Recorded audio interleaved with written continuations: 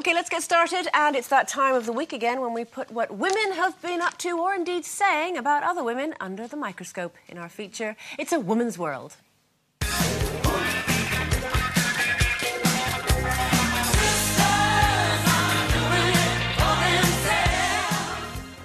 First up, earlier this week, actress Vanessa Redgrave was given the ultimate accolade from BAFTA when she was awarded a fellowship. When accepting the award from Prince William, Vanessa displayed a rather extravagant curtsy as she stepped onto the stage. The curtsy was so low, it nearly reached the floor. So, as a woman, would you have used the same sort of charm offensive on Prince William there, Sherrie? Oh, Prince William. Oh, well, the thing is, I do think you should be able to do a good curtsy, don't you? I think it's nice to do a nice... don't you? Yeah, I do. You never know when you might need one. You do need one. You never know, but you should. I mean, how do you know what's a good curtsy? Well, because... We think that was a good curtsy. No, I don't think that was a good curtsy. That was a big curtsy. That was sort of... that was a kneel. I think she was going to be knighted. I thought she was going to be knighted. No, I think you have to be quite elegant with curtsying. And shall I show you? Yeah. But you've got a good curtsy, Hey, Sherrie. I've got a good curtsy. She's a good curtsy. So it's you're a step to the side. Yeah. And you curtsy. Oh. So you see, now I have to tell you all that I have done that in front of the Queen Mother. Oh, yes, and Princess Margaret. Oh. Yes, so I have curtsied to the right people. You have. I don't know why I've gone to Northern, but I've got to be Jane MacDonald. Yes, darling. Me and my mother live in the caravan. Caravan? Well, I don't know where... Do you give good curtsy?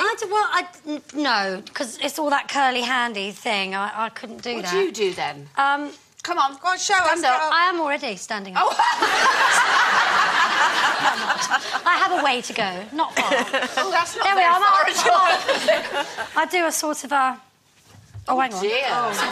Sort of don't really move my legs, just sort of a head bob thing. Oh, no, that's not very good at all, is it? But if you're meeting, like, Prince William, who's kind of like a cool, younger... Yeah. You wouldn't go right down like that, would you? No, I think... No, you wouldn't. But think you a don't little do bob. like a drunken stoop like you do. It's a bit like... All right, mate? All right. I have actually met sugar him. with that. So, did you want milk as well? Yes. I'm always staffed, dear. Always staffed. I think there's more about a charm offensive than curtsying, don't you? Yeah. I think it's about... Well, it's like... number one for me would be pretending to be really interested in the conversation, so nod a lot. So that's listening. You listen. Listening, even if you're bored rigid. Thinking I forgot to get the washing out. Really interesting. And I have curtsied occasionally. Come on, then. Quick. Oh, I try. Let's have one. But it's not, you know, it's just like a bit of a... You could just do a bit like that, couldn't you? No, you don't stick your bum out. I'm not sticking my bum out! That's just my bum, Sherrie! Oh, no. Oh, thanks, Maybe love. you shouldn't curtsy. But how would you... I mean, that's how you would charm mere mortals, but how would you charm Prince William if you met him? Can I say, I have actually met him a couple of times. Ooh. I'm a patron of a charity. He's the patron, sorry. You're just And he's my ambassador. You've yourself now. I'm an ambassador and he's our patron, and he's a brilliant patron. And we had an informal dinner at St James's Palace, and a few of us were lucky enough to go. And I did meet him, and when I was introduced to him, I didn't curtsy or anything, and he didn't make me feel like I had to.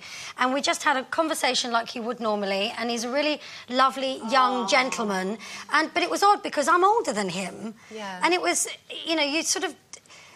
you don't quite know how to play it, I think because he's gorgeous. He is he's nice. very handsome. See, maybe he wouldn't be interested in the curtsy. Just tell him he's hot. He'd quite like that, I think. Yeah. Yes, hot. Yeah, or give him a bum bow, like mine. Yes. He put the hot into hot HRH. He did. Yes. OK. Something like that. Next up, journalist Rowan Pelling has been offering her thoughts again in her weekly advice column. Now, one woman has written to her complaining that her husband falls asleep after sex. I sometimes want to kiss, cuddle or have a bath together. And there he is, snoring away, she said. Rowan responded by saying, "It seems to me that the only thing your husband's guilty of is being a bit inconsiderate. Or perhaps smelly." But do you think women should take offence when men just sort of roll over and fall asleep right away after? Oh, as long as it's after, As long as it's after. During. No. Yeah. Well, doesn't everybody? that's the whole idea. You could just make me feel comfortable and just go yes. Yeah. Well, I think it's supposed to relax you, isn't it? You know, and if you're in a you know, I keep going about being busy. I'm not that busy, actually. But I think if at the end of the day and you're tired and I suppose if you're in a hotel and you've got time to kind of shoot the breeze and have a chat about it afterwards. I think the thing with me is I used to start a conversation, do it, and then carry on after. And he'd be asleep, I wouldn't bother anyway, so it wouldn't have mattered. So no wonder I'm not married anymore. That's the thing, and I think, well, for me, I think it's rude. Don't fall asleep. I want to cuddle, a bit of a chat, and then he's got to stay up at least for 15 minutes for the second go. Or, actually, thank you. I have to say that most of the time they don't fall asleep because of my past experience. They're in the bathroom phoning their other half. Time for a break before more thoughts on all things womanly.